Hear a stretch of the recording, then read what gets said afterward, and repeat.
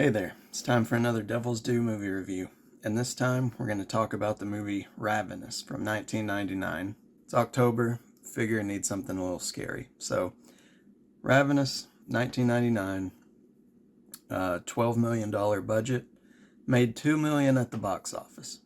Not great. In addition to that, the critic score on Rotten Tomatoes is 52%, so that's technically rotten. However, the movie has a very high user score and developed kind of a cult following after it came out on physical media and then streaming. But here's the thing.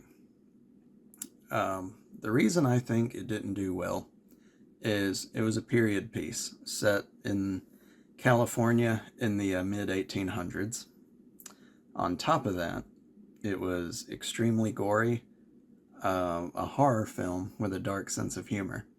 So you've got a mixture of tones, and you've also got the fact that it's a Western in a time period where Westerns weren't exactly popping off. What does the movie have going for it? Well, the cast is absolutely stacked. It's got Guy Pearce, and this was before Memento. That movie blew him up, like put his name out there, but I actually knew of him before because of this movie. Robert Carlyle, you may know him from The Full Monty, 28 Weeks Later. He had a role in Trainspotting. Great actor, and he kills it in this movie. But David Arquette, Jeremy Davies, John Spencer, you might remember him from The West Wing. Neil McDonough. If you don't know the name, you definitely recognize the face. He's been in a bunch of stuff. Also, Jeffrey Jones is in it, but we don't talk about that. If you want to know why we don't talk about him, just do a Google search on his name and then wash your eyes out with bleach afterwards. Just kidding. Don't actually do that. Directed by Antonia Bird, mostly known for dramas and TV movies, but proves that she is a very talented director with this one. Screenplays by Ted Griffin. He wrote Ocean's 11 and Matchstick Men. Two, no matter what you think of them, I think they're well written. And this movie definitely has some snappy, intelligent dialogue. The soundtrack has some interesting stuff behind it that I actually did not know until rewatching it recently. Originally watching it, I never really noticed all the music was period appropriate instruments, which is cool and adds, a little more to the immersion of it. Additionally, I found out the composers are in the band Blur, so that's kind of cool. The movie's less than 2 hours long. That's another selling point to me, because it seems like anytime you want to sit down and watch a movie these days, you got to carve out 2.5 to 3 hours, because everything's just so bloated. Like, people can't tell stories efficiently anymore.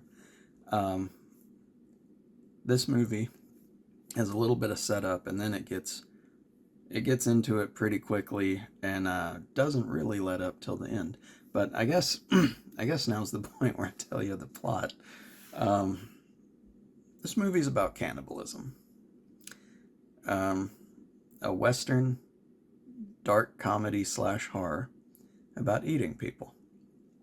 And there was a point where when I discovered this movie back in 99, 2000, I liked it so much that some of my friends got worried about me. Ignore that. The movie, it's great acting, great story, twisted sense of humor, but the actual plot is Guy Pearce's character is a soldier in the U.S. Army, and he's fighting in the Mexican-American War.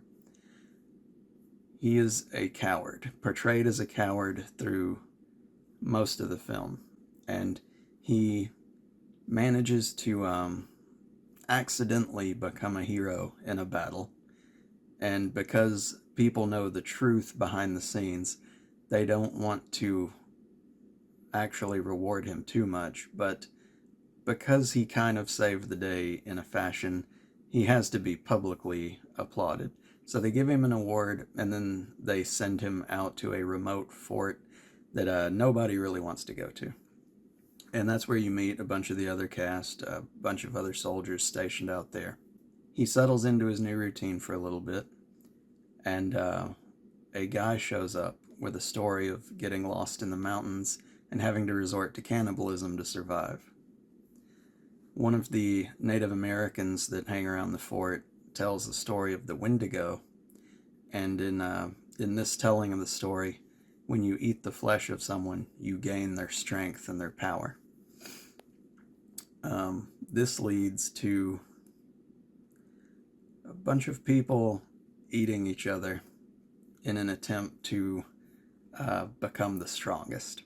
And there's a lot of blood in this movie, a lot of people being gutted, and it's played for laughs some of the time, but not all the time, which again leads to a very mixed tone. But it is so well done, and it'll make you chuckle, make you laugh, make you kind of squirm and cringe, all in its hour 40 runtime. One of the little bits that I appreciated was people keep misattributing quotes to Benjamin Franklin, which I find really funny because in my day-to-day life, that is actually a regular occurrence. Somebody said something really intelligent, sounds like wise words. It was probably Benjamin Franklin. Give it a chance. It's October. It would make a good horror movie.